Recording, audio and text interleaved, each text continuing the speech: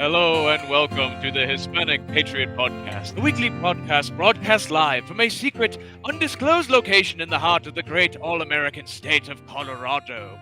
Here we speak the truth, the whole truth, and nothing but the truth. So help us God, thank you for joining us on this Christmas season. Bah humbug! My name is Nicholas Scrooge Razzo, and without further ado, I present all of you to our fearless compatriot, Hugo Chavez Rey. Give it up for the Hispanic Patriots on this Christmas season. Hello, everyone. Hello, everybody. Good to see you. Merry Christmas. Merry Christmas, everyone. We have a pre-Christmas show on tonight, but as you can see, we're in festivity mode here. So very much so. We are. Oh, let me show you. You guys have to see who I have here. There he is. There he is. He said, "Merry Christmas. It's going to be huge." Very nice, very nice. Yes, Merry Christmas, everyone. We hope you all are having a wonderful holiday season and you're ready for a fantastic week coming up to the birth of our Lord. Absolutely. We've got, well, as we all know, Christmas will be next Wednesday, which is our show day. Yes. So we will not have a regular show on Christmas Day, obviously.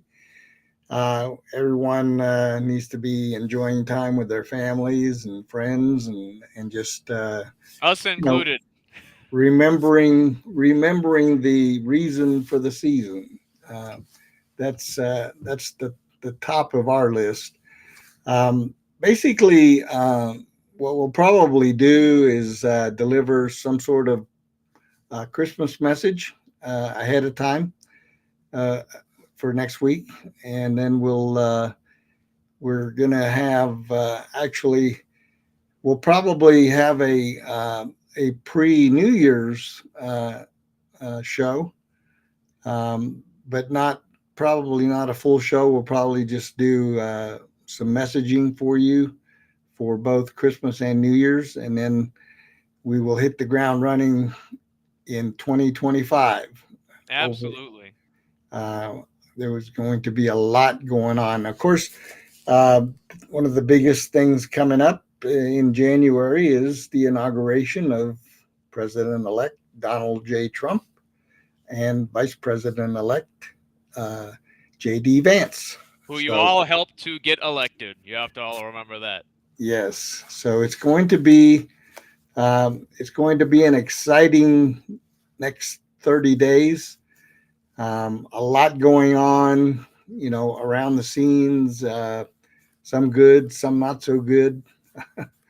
And we'll be talking about some of that stuff tonight. We've got some topics that we want to touch base with you. But on January 20th, if you're not in Washington, D.C., maybe find yourself a watch party. And speaking of that, we here in Colorado, in Denver, we tentatively have a room reserved to host a watch party, but we're going to need some participation from you all, those of you who are here in Colorado that can make it. So you've got our website, you've got our email address. Send us a message either through Facebook or one of our other platforms, and let us know if you would have an interest in doing a watch party. If we can get 20 people interested, we'll host it. If we can't, then everybody's on their own. But it's going to be a great day. There's going to be a lot of festivities.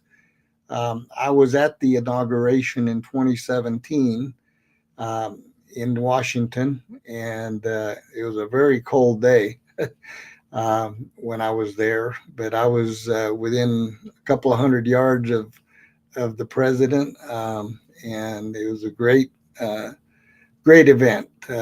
Then they had the parade, and then later that evening they had the inauguration ball, which was great, very formal.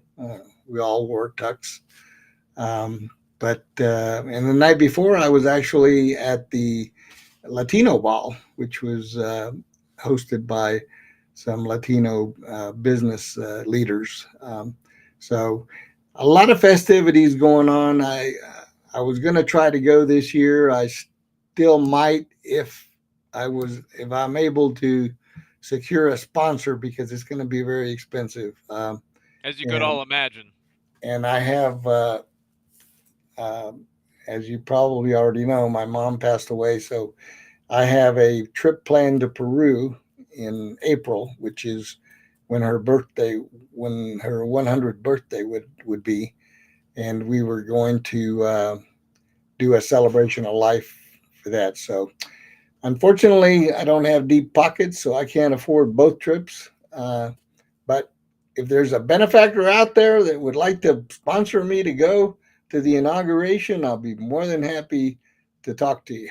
And if you loved our videos during the RNC, you might actually be very much interested in considering actually wanting to fund that, because as you all know, we get the information out faster than anybody else right on the ground, and we'll keep doing that every time we go to any events that are big and national like that. So thank all of you. We thank all of you for helping us make that happen.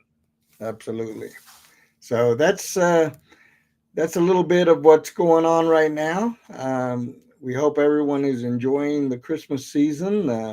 Hope you're not a procrastinator and you've done your Christmas shopping. If not, you better get busy.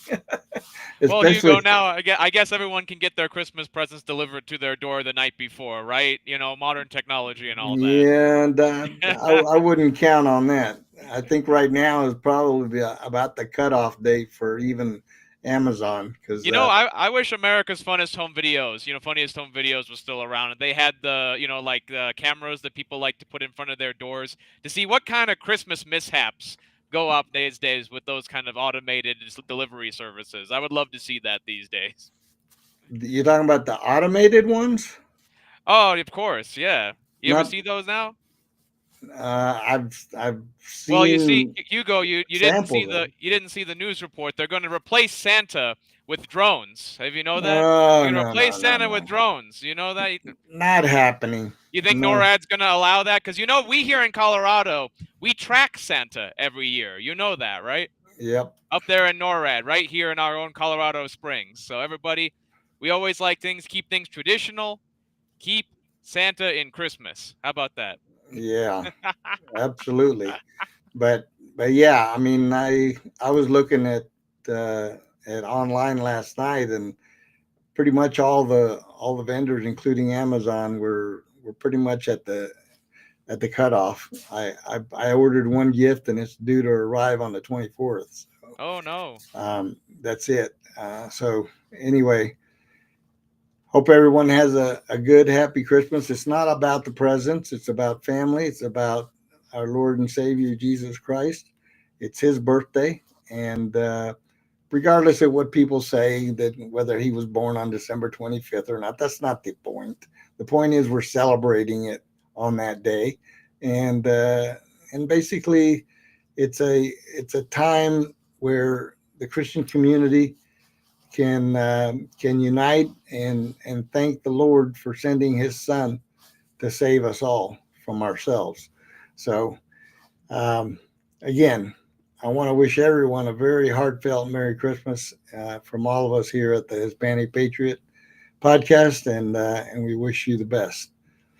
All right, Absolutely, everybody. We really appreciate all of you watching us throughout the year and coming years. And absolutely, of course, Christmas is the Christ Mass. So, everybody, you want to remember our Lord and what He did for us, but you want to remember where it all started, right there in the manger. So, we have a jam yep, packed show for you today. So, we're going to get on yep. right to it. Merry Christmas, everybody. All right. So first on the agenda tonight is a little news item that doesn't surprise anybody, I guess. But the Democrats are once again out to eliminate the Electoral College. Oh, Uh, this is being led by Senator Dick Durban from, I think, Missouri, no, Illinois, actually. And I know Illinois. because he was my own senator back in the day. I would recognize Okay. that name and that kind of stupidity anywhere. Well, this guy is a total He's King clown. Democrat, honestly. No, he's a king of the Democrats. Every bad Democrat stereotype, this guy embodies. No, it's yeah. Let's see what Mr. Durbin has to say about our centuries-old institutions. So let me pull up a little story here that I found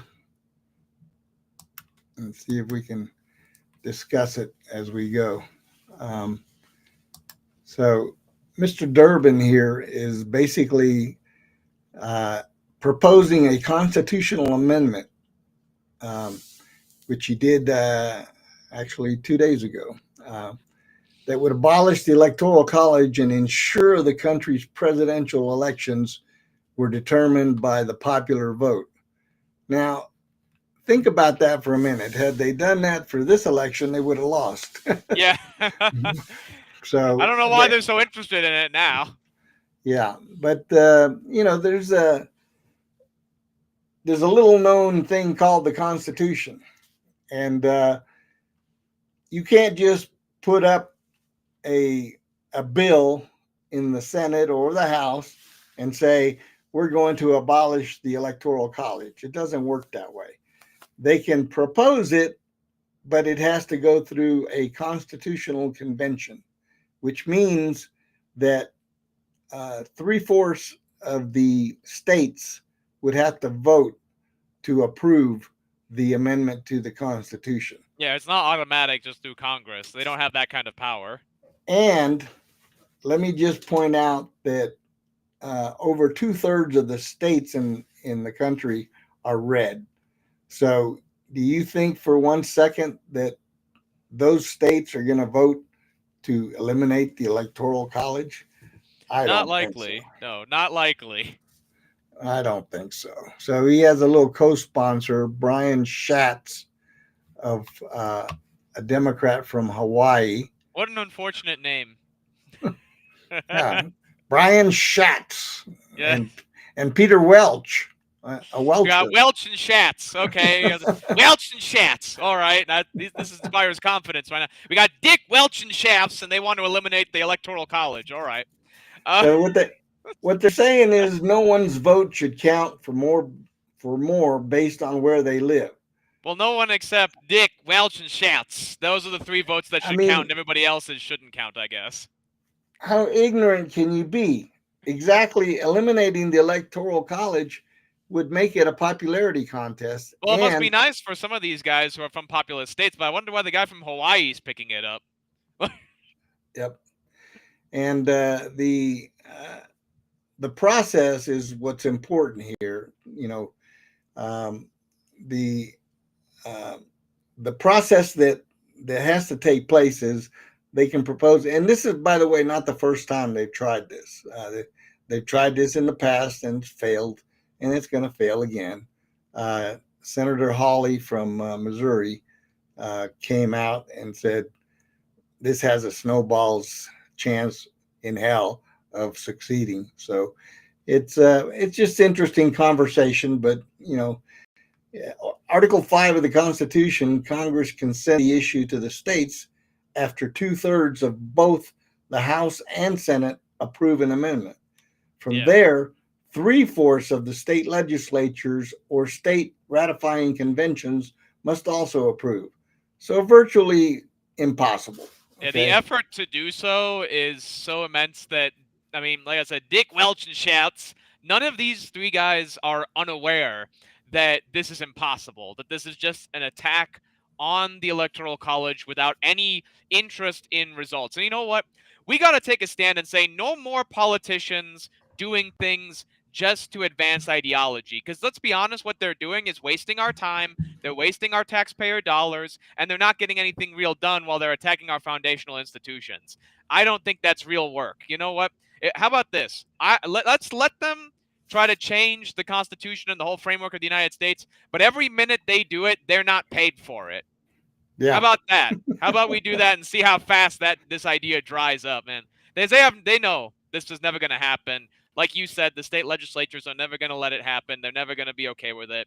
So Yeah. So let's Wasting listen our in time. to see if we can get this audio come up here. Senate Democrats if we propose must. constitutional amendment to abolish Electoral College. Senate Democrats proposed a constitutional amendment on December 16 that would abolish the Electoral College and ensure the country's presidential elections were determined by the popular vote. It is time to retire this 18th century invention that disenfranchises millions of Americans, Senate Judiciary Chairman Dick Durban said in a press release. He and Senators Soon-to-be Brian former Schatz and Peter Senate Welch Judiciary proposed the Chairman. legislation after another proposal emerged in the House last week.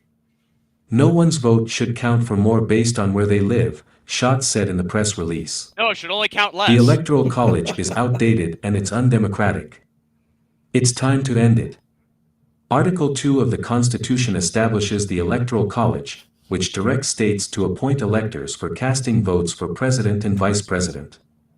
The practice has come under considerable criticism from Democrats such as Durban, who noted in his press release that he tried to abolish the Electoral College in 2000. In all but 5 presidential elections, the winner of the election received the most votes, the press release read. 2 of those 5 times came in the last 25 years, handing the presidency to candidates the majority of voters rejected. The release was referring to former President George W. Bush and candidate Donald Trump losing the popular vote in 2000 and 2016 respectively. In the most recent presidential election, Trump won 49.9% of the popular vote compared with Vice President Kamala Harris's 48.4%. Trump has both supported and criticized the Electoral College in social media posts. He said in 2012 that it was a disaster for democracy, and in 2019 said he realized the Electoral College is far better. He said that the brilliance of the Electoral College is that you must go to many states to win, adding that without it, smaller states would lose power. It's true. Eliminating Exactly. the Electoral College via constitutional amendment would require state and national approval. According to Article 5 of the Constitution, Congress can send the issue to the states after 2/3 of both the House and Senate approve an amendment. From there, 3/4 of the state legislatures or state ratifying conventions must also approve. The House legislation is a joint resolution with proposed text for a constitutional amendment. It reads in part, "The pair of candidates having the greatest number of votes for president and vice president shall be elected." The bill clarifies that the change would be enacted following verification by 3/4 of state legislatures.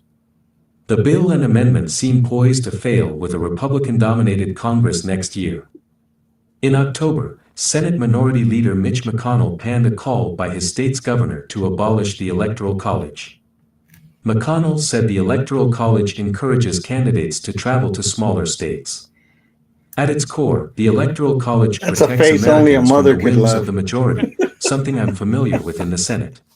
Or Without hey, it, he's loved no by millions presidential of dead candidate voters. would ever travel to a small state in Middle America, like Kentucky, he said.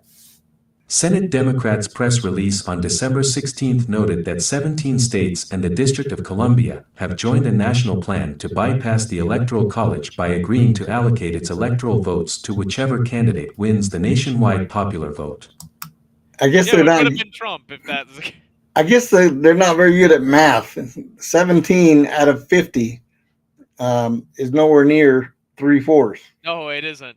Well, on top of it, also, I think you're going to hear a lot less of this kind of rhetoric from Democrats in the future because Democrats right now are saying, well, the swing states are the only ones that matter. Everyone's putting so much effort into those. There's this idea that if we're already worried about the most populous states or particular states being the only ones traveled to, abolishing the Electoral College is going to guarantee that. It's going to shift the geography around a little bit, but it's going to be the exact same thing. So I don't think we'll have to worry about people wanting to abolish the Electoral College as much in the future, but it's a constant thorn in our side. But I think as Republicans win more popular votes, we'll see less of that concern come up. Yep. All right.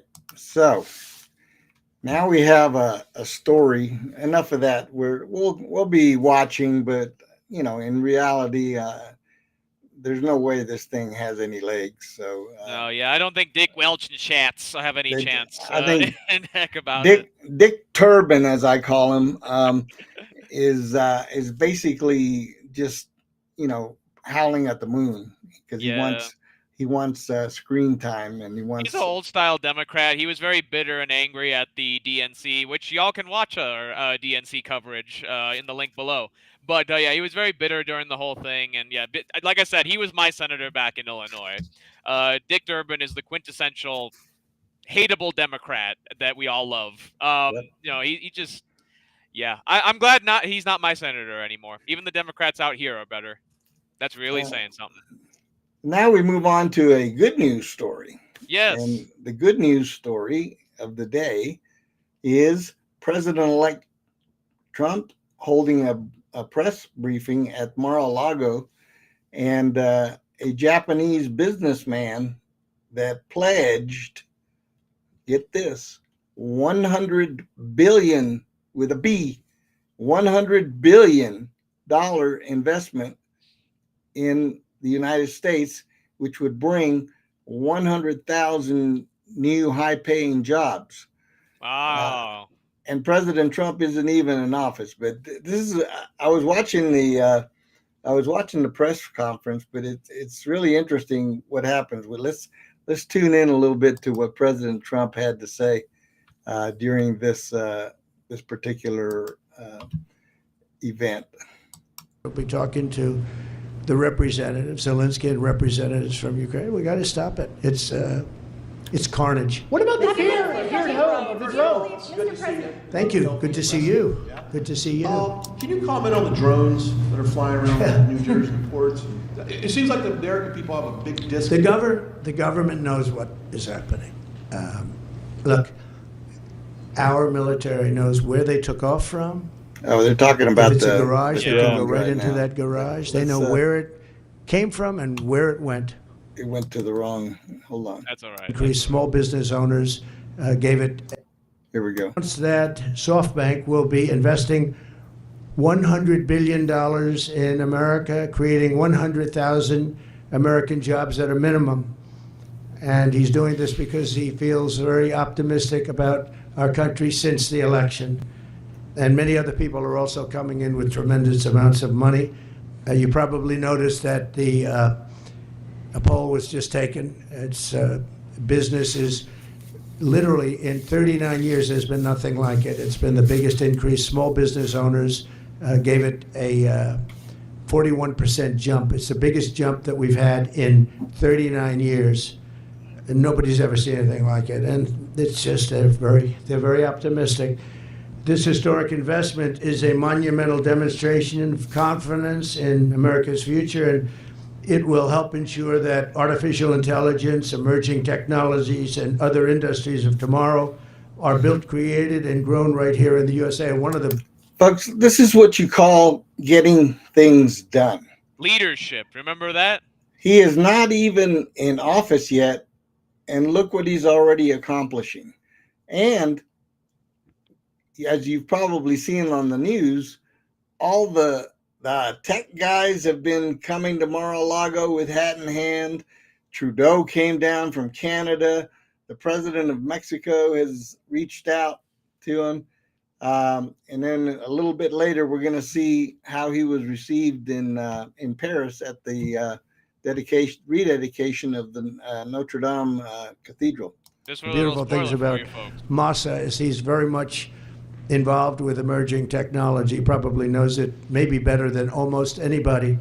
So it's a great honor. And some of you remember after the 2016 election, also SoftBank committed to invest $50 billion in our country, and they did. And I'm very pleased to say that they kept that promise in every way, shape, and form. And now they're looking to do 100, and I've looked at their books. They do have the possibility of doing more. I'm going to ask them to do a little bit more, but first I'm going to ask them to speak and just to say a few words. Masa, please. Thank you. Thank you, please.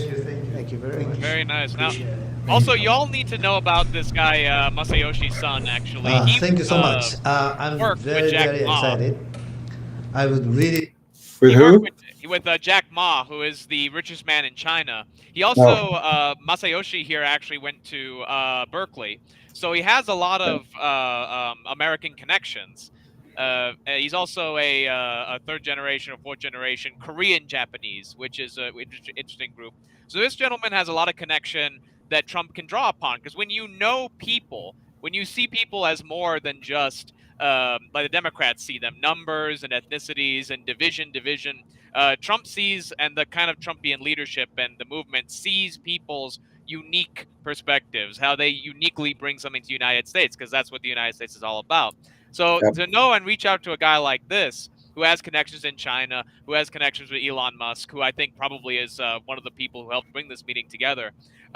You're able to make these connections between people. That's what leadership is. That's what social leadership is. And that's what Donald Trump is. And that's what I've always said very strongly. The biggest problem with Democrats is that they're antisocial. They don't know how to organize people. They only know how to organize tyrannical systems.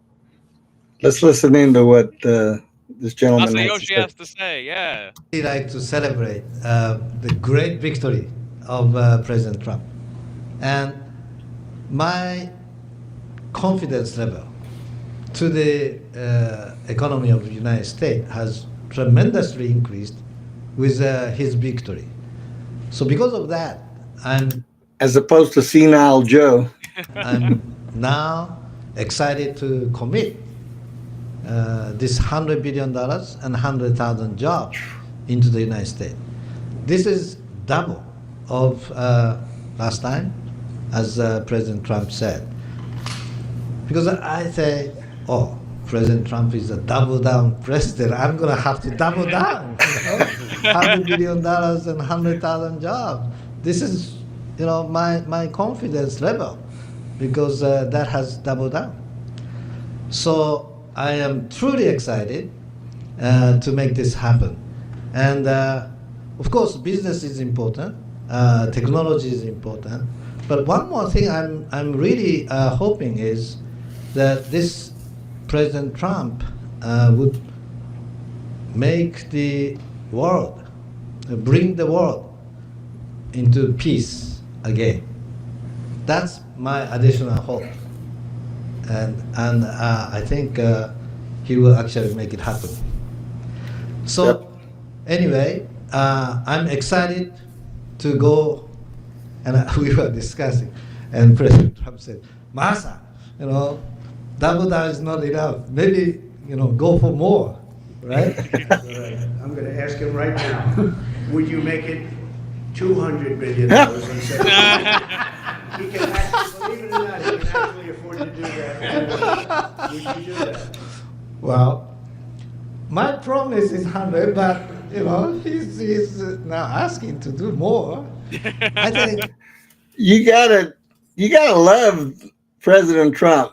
There's nobody else on the planet, I think, that could have said what he just said. Certainly not in the modern day, no. The guy is pledging 100 billion.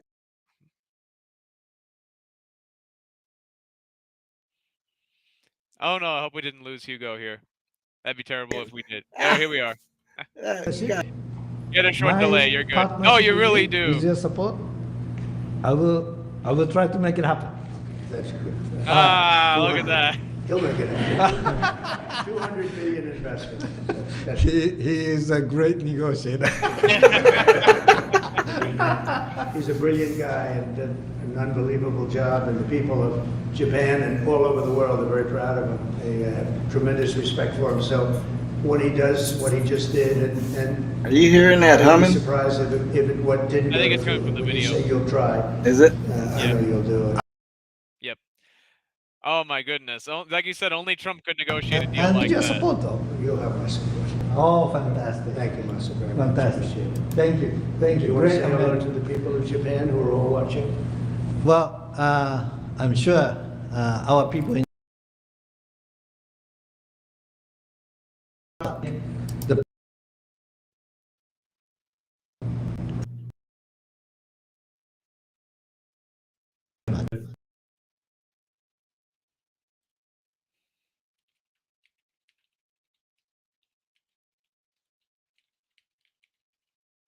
Oh, unfortunately, we lost Hugo, folks. That's okay. Probably. Oh, wait a minute. Here we are. We just went back and forth a little bit. We're all back. We're all good. It was a Christmas miracle, everybody. I think we're probably good on the video, though. All right. So, But to yeah, me, Think of what that means right off the bat. If this guy, who is one of the world leaders in investment, is willing to, Technology, capital, everything like that. yes, if he's willing to put down that kind of commitment, what's coming next? Because these people, and these are jobs coming to America. These are not investments that are going to be outsourced anywhere. No, it's direct investment of America. And it's amazing I want to say it's amazing you have to say that, Hugo, because we're so used to American investment in other countries, and we call that American investments without a single American job being created. No, this is other countries. Japan is very confident in the United States. You actually, I don't know if you saw the Japanese choir that was singing American songs for the Trump campaign. I don't know if you do it. We might link them. We might link a video to them as well, because the Japanese people have a very strong confidence in us. The prime minister came and spoke to Congress, was very clear about our role in the world, not to give up on it. Trump hasn't given up on our role in the world. And one thing I want to say as a young person, though, for Trump's economic policies in both terms, in his first term, he very much focused on industry and manufacturing, the things we had lost in the pre-COVID world. Now, what I find amazing is he has, in 8 years, advanced and evolved into understanding the service and technology economies, which really is the technology of the future. While we want robust factories and to build things ourselves, that is a little bit, it's becoming the economy of the past, unfortunately. I say that dressed as Scrooge, that the Industrial Revolution, we're at the end of it. Now we're at the technology revolution with computers and services. Education being so important is one of the sort of good things and bad things about this. So Trump understood both the economy he was born in and the economy he's become an old man in. That almost never happens with politicians. It's like Hugo and Trump and like very few other people that I know that are able to lock in that level of understanding, no matter how much the world changes. So we really appreciate both of those.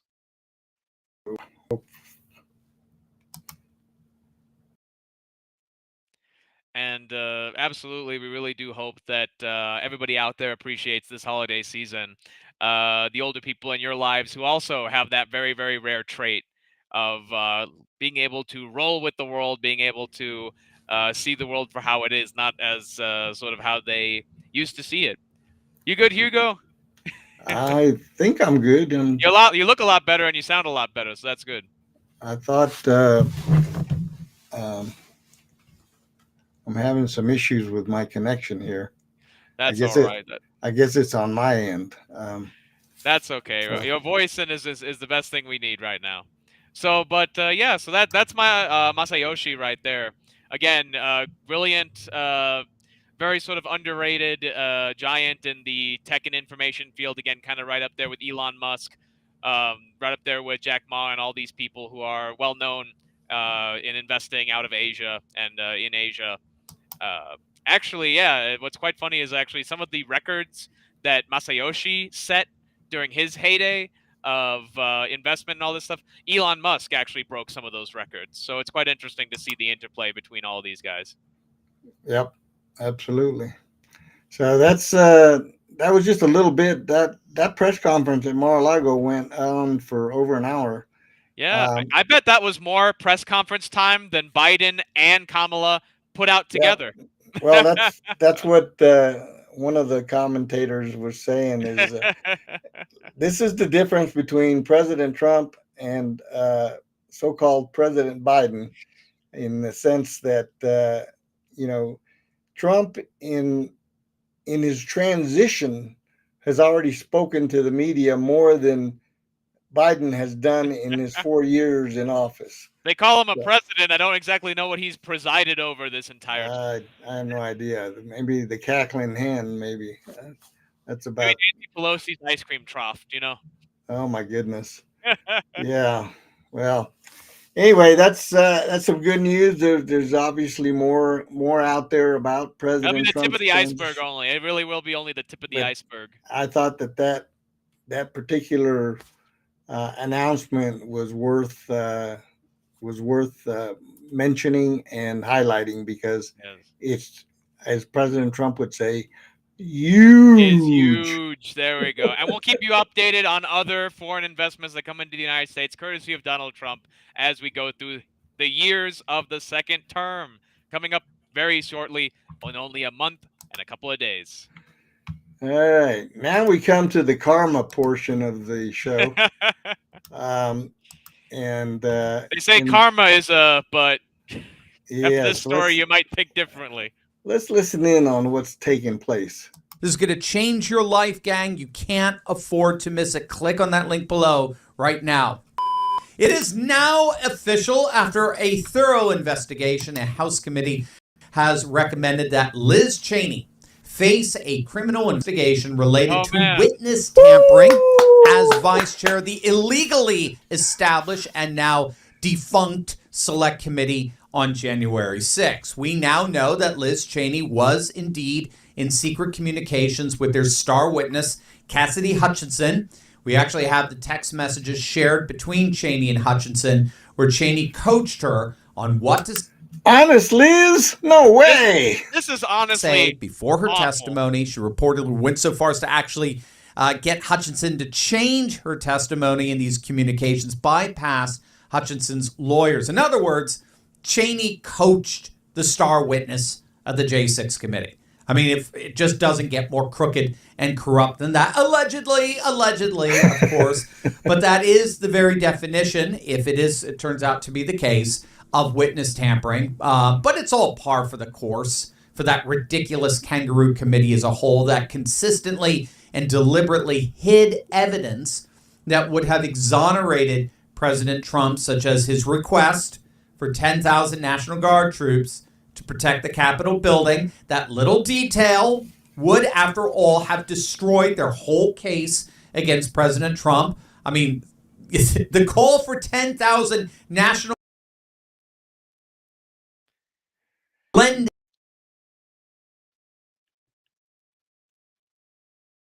insurrection. Yeah, and here's that really gets to me is this is just indicative of how corrupt J6 thing has gone. Well, and if we want to put a human face to it, I mean, if we want to share more details, we'll be able to. But this has destroyed people's lives. I mean, it's destroyed the lives of people that we've even interviewed on this show who are January 6ers, who I can only tell you that their lives haven't gotten better after being oppressed and persecuted by their own government. This has destroyed lives completely unfairly, and it's lies destroyed over utter lies. And we're just not going to be quiet about it during Trump's second term. This is absolutely disgusting what Liz Cheney is again alleged to have done. I don't know which is more despicable. This former aide, Ms. Hutchison, who decided to turn on her former boss and staff, or this supposed upstanding Republican Liz Cheney, who basically was the mouthpiece for the J6 committee and decided that she was going to get Trump one way or the other because that was her agenda. Her and her idiot dad. Well, why not both? You know, why don't we say why not both, honestly? Why not all parties simultaneously? They all work together to make this travesty of justice happen. Right, but Liz Cheney was the face of that committee, and the reason she was the face of that committee is because the left stream media decided that they needed a so-called Republican on that face so that they could then say, oh, look, this is a bipartisan effort. It's just like when, the communists in Poland, they got Polish people to execute other Polish people. It was Russians signing the orders, but you always made sure that the locals were the one carrying out the executions. That's all. That's why it really is true that the Democrats, at least in their machine party apparatus, have such a Stalinist outlook on things. We're going to get one of them to execute the dissidents. I mean, it's so out of Marxist's playbook. It really disgusts me. I'll be very honest about that. Yeah, and the The other side of this coin, though, that is yet to be determined, of course, is whether Senile Joe is going to step in and preemptively pardon her in order to I guess he can do that to anybody now, right? In order to thwart the prosecution by the Republicans against Liz Cheney. So let's hope it doesn't happen, because if it doesn't, then she's in for a world of hurt coming up after January 20th. Figurative, very legal, judicial hurt, of course. Yep. And it's just amazing to me how anybody could even entertain this person, this woman's credibility. Now she's been shattered. Wyoming, her state, rejected her overwhelmingly. It was, I think, if I remember correctly, she lost by 60 points. If that's not a slapdown, I don't know what is. So her own state has basically ostracized her, and she's not going to recover from that. No. She might as well just become a Democrat, because she already is. Honestly, like, we might have to see that kind of. We might be seeing a sort of former Democrat, because you know how they're like Trump, Republicans against Trump kind of mentality people. You know what I mean? They might actually be defecting to the Democrat Party in the coming years if they can't restore any semblance of power in their own political spheres, or if they don't just try to join the Democrat media as a, as you said, a sort of mouthpiece of a Republican face. Well, that's really where there's only so many limited seats of those, though. You know, there was that group that decided that they were going to basically start their own party from the disgruntled Republicans, and that always works. Yeah, that always works. So but yeah, anyway, I don't think we'll be hearing much about these people in the future. Let's hope the justice does prevail, and that she has to defend herself in court. Because your words to God's ears, and speaking of God's ears, we have a very important place of God to be talking about, don't we, Hugo? Yep, absolutely. Coming up here, as everyone knows, was it about 3-4 years ago? Notre Dame Cathedral went up in flames. Yes, very unfortunately. And you know what? It's interesting. I never did hear what the cause of the fire was. Did you? No, it was kind of under investigation, but yeah, I guess one of those things we'll never find out about, right? We'll see how long they investigate that. But anyway, the cathedral has been rebuilt, and this past weekend they had a rededication ceremony, and of all people, President-elect Trump showed up to represent America. Was Sleepy Joe there? No, he was prancing around Africa.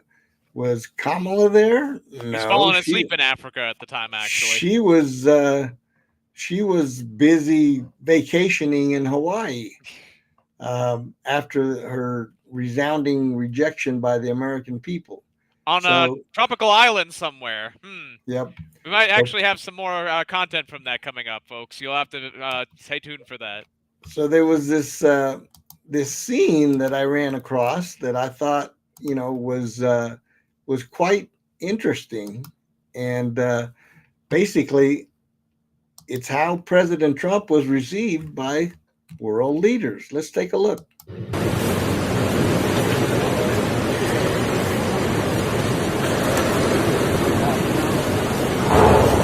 President of Poland right there, Andrzej Duda. There's Zelensky. Yep. Isn't that a guy in a suit? He's always in a flak jacket. Well, he's in a cathedral now, not just a parliament building. That's the president of Georgia, now the outgoing president of Georgia.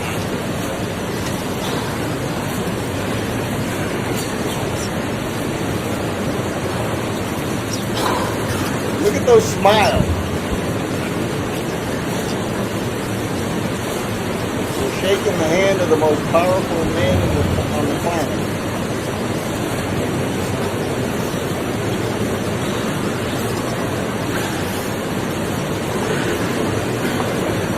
That's Prince William.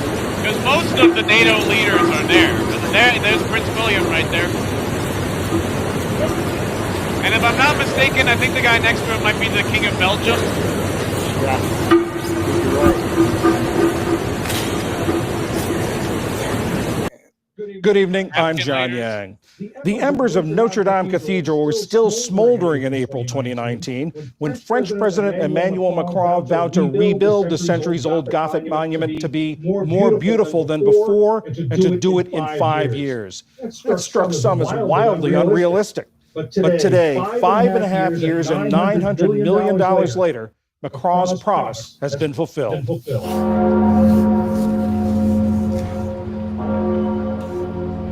Against the skyline of Paris, Only 9 million? That's all they risen from the ashes. Isn't it amazing how cheap everything else is in the world? Its official reopening marked by Paris Archbishop Laurent Ulrich knocking on the once shuttered doors. That looks like something man out of Lord of the Rings or something. Dang. Inside, led by French President Emmanuel Macron, dignitaries and clergy rose to applaud the hundreds of Paris firefighters who fought for hours to douse the flames. That's really nice. I am here before you, before we begin the Mass, to tell you of the gratitude of the French nation. Gratitude for all those who saved, helped, and rebuilt Our Lady of Paris, Notre Dame de Paris.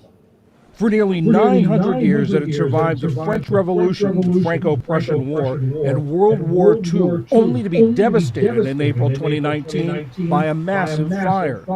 The roof went up in flames and the spire toppled, nearly destroying the main bell tower. That was hard to watch when that first happened. Yeah. Outside the incinerated landmark, stunned onlookers sang hymns. Reconstruction began almost immediately. 2,000 craftspeople from around the world worked on the project, battling COVID-19 restrictions and toxic lead dust left by the fire. Dozens of world leaders, diplomats, and celebrities attended the celebration of the monument's rebirth. President Biden didn't attend, citing an unspecified scheduling conflict, and sent First Lady Jill Biden in his place. Oh, Jill went. That's right. I remember she was chatting with Trump and smiling and stuff. For Mr. Trump, it was a high-profile return to the global spotlight. He's probably and an saying, opportunity for a face-to-face meeting with Macron Donald, can you find a place for me in the White House? So today Don't was go more than after just a us. Go after celebration of everybody the else, but not cathedral's us. restoration. It was also President-elect Trump's return to the world stage.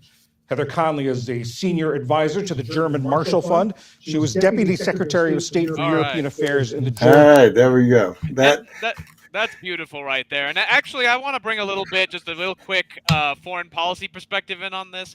A lot of the media, other places in the world, whether it's Polish, whether it's Ukrainian, whether it's German, whether it's French, very positive about Donald Trump, honestly. Extremely positive about Donald Trump around the world. Our media is lying to us when they say Donald Trump is an unfriendly, unliked person in the world. That couldn't be further from the truth. A lot of people are happy to see him back.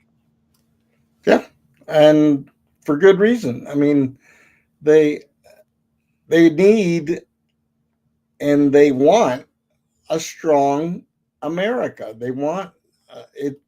A strong America is to the benefit of everyone. Yes. And that's what the left fails to understand. And by strong, it doesn't mean that you strong arm people. What it means is that you lead through strength.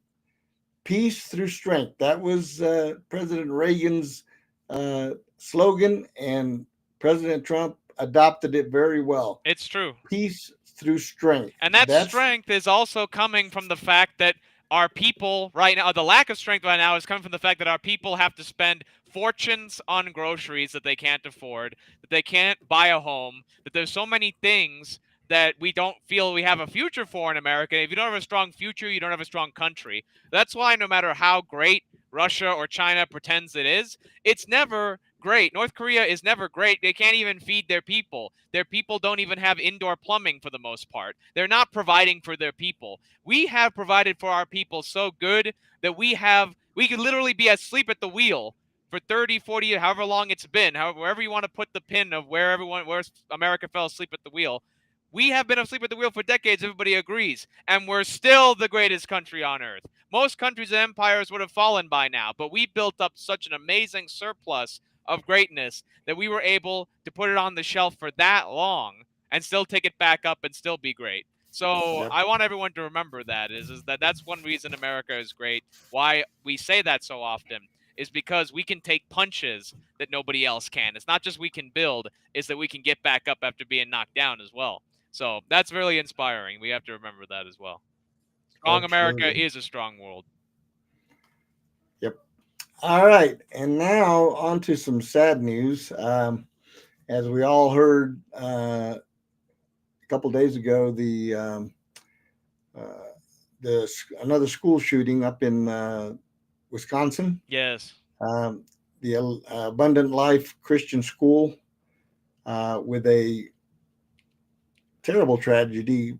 A 15-year-old female who was the shooter in this case. And let's listen into the announcement real quick, and then we'll go into some commentary. Yeah. But basically, it boils down to just another tragic event. We don't know why these things have to continue to happen, but unfortunately they do. Ends on a Fox News alert tonight. An important update from the horrific school shooting at Abundant Life Christian School in Wisconsin. The shooter has been identified as a 15-year-old girl who reportedly took her own life after murdering a teacher and another student. 6 others were wounded, 2 are in critical condition, and according to police, a brave second grader was the one that reported the ongoing shooting by calling 911. Our prayers are with all the victims tonight. We'll keep you updated on this developing story. So there's not a lot of information yet, but of course the media immediately jumped on the story because why? Because it was a Christian school. Yeah. And and that's what's not only sickening but perplexing to me. They don't give the same weight to stories like that, and the left is not as outraged because it happened to be at a Christian school. Well, and I find that really, really it really shows how ignorant the left is, because looking at the manifesto and connections and claimed beliefs of this shooter, this person is a very particular brand of sort of a loner, very, very much kind of, the best way I could describe it is kind of like a Columbine shooter kind of mentality, like a OG Columbine shooter mentality, where just a lot of hatred for the world. I remember that one of the very early shooters, I think in the early 90s, they asked him, why'd you do this? And one of the things he said is that if there was a God, he wouldn't let me feel the way I do. There's no God, there's only hate. And apparently this girl had just immeasurable hatred for the world around her. She had a lot of admiration for other teenagers in other countries, particularly one in Turkey, one in Crimea, and one in Ukraine, and one in Finland. I guess she mentioned to some online boyfriend or whatever. So she had a fascination and an interest and an admiration for people who spoke really big online and then went out to commit school shootings. And I've seen that literally growing up. I've seen that kind of mentality, and it's ugly, sad, and it's really the result of isolation. Looking at this girl, I don't think she was necessarily bullied heavily. I don't think she was necessarily needed to be an outcast. I think she chose to be an outcast because anything else just felt really inauthentic to her. So as I'm saying, I've known kids like this, and it's really sad what she did, because there are so many communities out there of positive, constructive communities who would honestly take her in, who would have been very friendly to her, but by falling into categories of just ugliness and hate on the internet rather than finding real connection with real friends. This is the result. So it's very sad for me to see. Very, very sad. Here's a little bit just more 9 on that. days before Christmas and the ultimate tragedy for families in one Wisconsin community. One teenager, one teacher are dead tonight following an attack today at a religious school in Madison.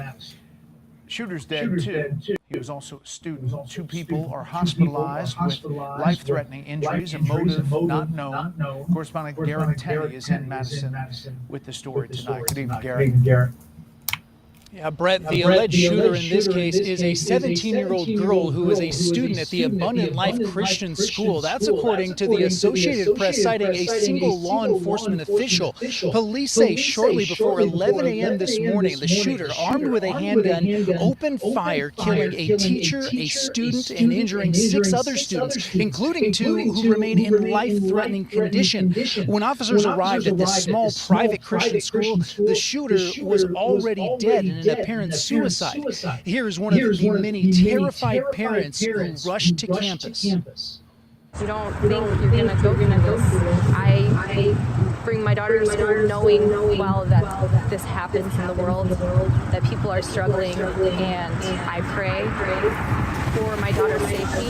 I pray for the entire school's safety. I pray for the hearts of the students, the teachers, the staff members. It's a very real thing. It's a very real thing. While police aren't releasing any other details on the shooter or victims, we are told that so far the shooter's family is cooperating with the investigation, and the detectives carried out a search warrant at the home this afternoon as police try to piece together a timeline leading up to this tragedy and pinpoint a motive. I think we can all agree that enough is enough. And we have to come together to do everything we can to support our students, to prevent press conferences like these from happening again and again and again. Officials at the Abundant Life Christian School, which is K through 12, are asking the country for prayers. Posting on Facebook, prayers requested. Today we had an active shooter incident at ALCS. We are in the midst of following up. We will share information as we are able. Please pray for our Challenger family. Brett, we are expecting to get another update from police in the next hour. All right, Garrett, thank you. It's extremely sad, and just one more thing to add is that the kind of things that this girl admired, the kind of people that she admired, were very un-Christian, very non-Christian, very anti-Christian. So she probably honestly had a dislike and hatred of her Christian background, which I imagine is a Protestant background. And that's why the left isn't going to attack her the same way, is because she basically hates Christianity as much as anybody else does. And it's really sad when a young person who still admires where they come from, still admires their history, their heritage, whatever, hates their religion, the religion which built our society, civilization, and everything.